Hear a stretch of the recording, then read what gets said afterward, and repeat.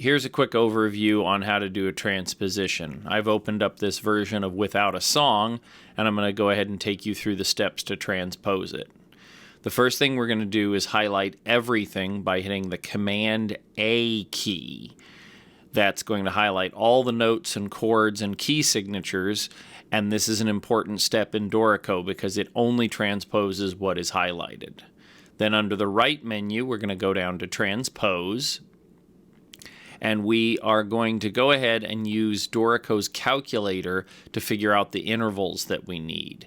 Dorico's a little funny about how it respells things, so I think it's important sometimes to go ahead and choose the calculator.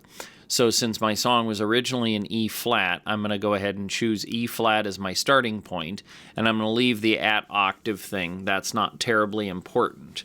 And because I'm going to transpose up to the key of G major, I'm going to go ahead and leave that at octave at both 4 because I want it to go up toward G. So then I'm going to go and I'm going to change my other key to G, and I'm going to leave it at G natural because I'm going to stay in G major.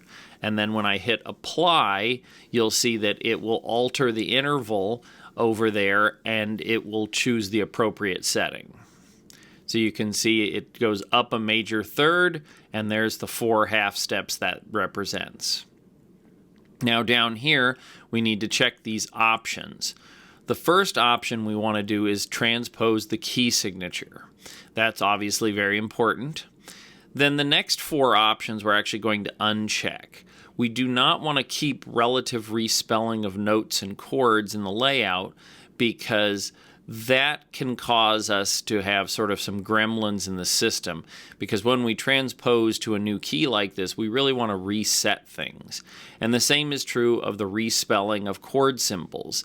In a heavy sharp key, we sometimes end up with weird chords like G sharp major, which we don't want, so we might respell it as an A flat, and that's what that option is. So we want to uncheck that because we're going to a remote key. And then the other two, I like to just reset those things because I think oftentimes it's not something that we're dealing with and we haven't done any of those overrides.